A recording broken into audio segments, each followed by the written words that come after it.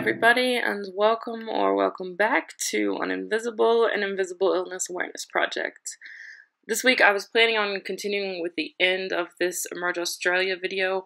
Actually, I realized that part that I wanted to get to was actually just a recap of the previous days, and then I realized that those days are online as well.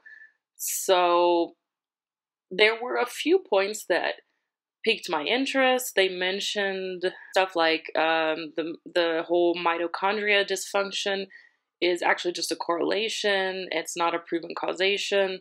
The need for a biobank, using AI to analyze the pathology, glucose metabolism, low-grade inflammation, all these things that really piqued my interest.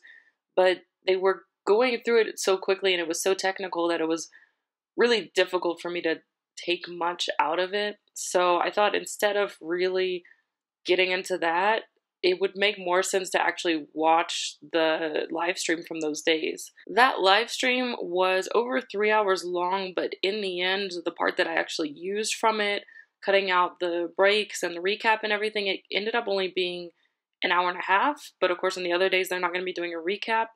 So with the other days combined, the live streams are coming in at 10 hours, which is a lot. And normally I watch one of these 30-minute sessions, and it does take a lot out of me. And it's interesting too. I think it's good to watch this stuff for sure. But to be honest, I wouldn't really probably get into watching the rest of it just for myself. So I want to know what you guys think of the last few sessions that I've posted. If you would be interested in me posting the rest of the symposium. If you are, I would be more than happy to go through and upload those. If not, I think I'm just going to leave it alone and go ahead and move on to the next thing.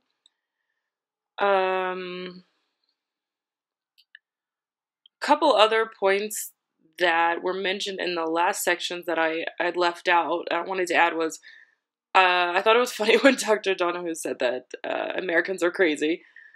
And Dr. Walkup had this chart on depression versus ME and all of the differences between those, which I thought was great. I definitely do want to touch on that in more detail in the future. And Dr. Donohue says during the Q&A that people do massively better in the workplace if they care for them and they have employers who really try to accommodate them instead of proving that they're not sick. So employers also play a part of that supportive team. But of course, as another doctor added, it can also be very detrimental to your health if you're worrying about using the few sick days you have and not having any more. So it can definitely go both ways. Today is May 10th, so the big Millions Missing global event is coming up now. They should be taking place all week. I even wrote a little essay about how being sick has affected my identity last week as a part of that, building up toward the actual events this week. I really wanted to try to organize another Millions Missing in Bielefeld this year, even though I had no idea if I was actually going to be there. I was still trying to find a way to organize it, if I could find someone to take the lead on the ground so that I didn't have to physically be there. But last year I managed to organize most of it without being there until just a week or two before, when I had to go around and pick things up. So I was thinking, for the most part, it wouldn't be that big a deal if I wasn't even there until just shortly before. I could still pull it together. But in the end, I didn't make it back, and I did gather together a group of people who are interested, but they just don't have the capacity to take on something like that themselves. So since I was in Houston at the time, I didn't want to take on trying to plan an event in Houston because it's just such a big city. That's the same reason I chose Bielefeld over Paris, because I felt Bielefeld is small enough that I can make a much bigger impact, and cities like Paris and Houston are just, they're too big, there's too much going on. no one's gonna notice you're there. You could put out so much advertising, but there's still so much more that it's hardly going to get any attention. Whereas in a place like Bielefeld, I am in the central square where everybody's walking by. I'm in the local newspaper. People that know me see the article. So you really stand out a lot more and reach a lot more people. I mean, we had people who were driving from hours away to come and see us because they'd seen this article in the newspaper shortly before. So I didn't want to do something for the general public in Houston, but then I realized that Houston has this huge medical center. So what would be a lot more impactful would be to plan something in the medical center. And I did get in contact with some people, and we were emailing back and forth, and then they passed it on to somebody else, and we were emailing, and it just kind of drug on for a long time. And I know they're dealing with a lot right now because they are actually medical students and it's the end of the semester. So I finally got to the point a couple days ago where I realized, okay, this isn't going to happen in time for Millions Missing. But what we were actually planning is a screening of Unrest. And of course, we could get the shoe display there too, maybe have some sort of a talk or something. We could make it a lot bigger. But the core of it is just screening the film, and that can happen anytime. It doesn't have to be along with Millions Missing. So I let them know that it's okay if we plan that at a later date.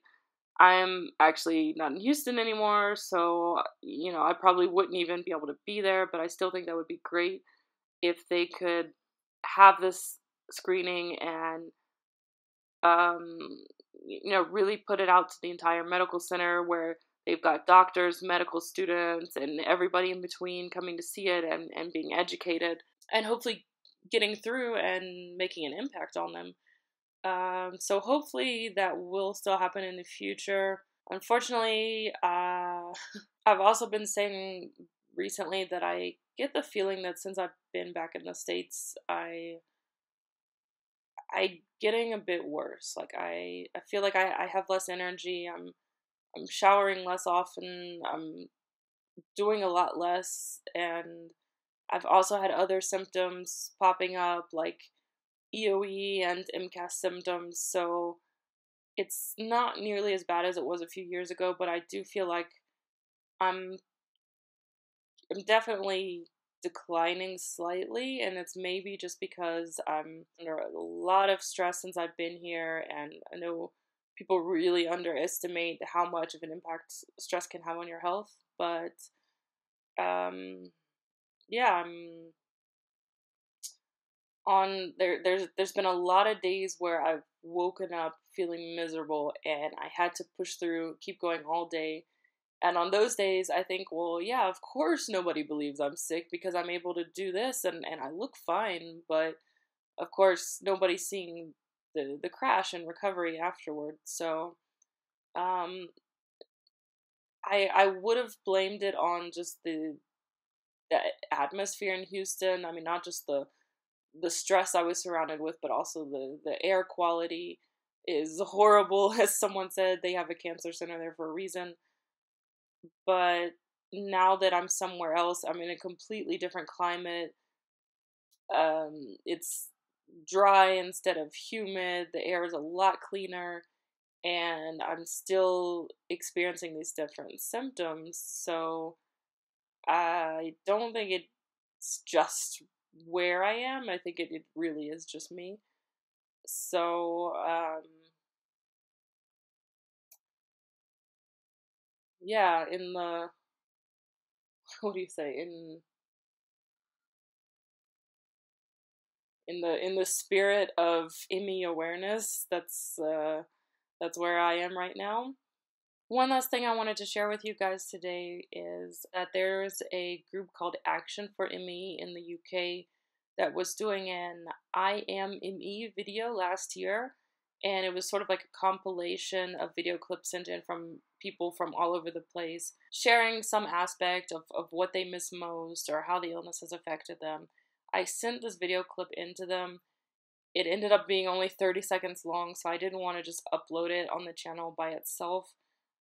But I figured I would tack it on to the end of this video. So I'm gonna let you guys take a look at that, and I will see you guys next week. What I miss most is being able to go visit my friends without having to explain, no, we're not going to be able to go out sightseeing or partying because just showering exhausts me, let alone the energy it takes to get dressed up, go someplace, stay there, get back home, especially if I've had to go to the store to buy food and then cook it. So I hope you enjoy having me around 24/7 and zero privacy.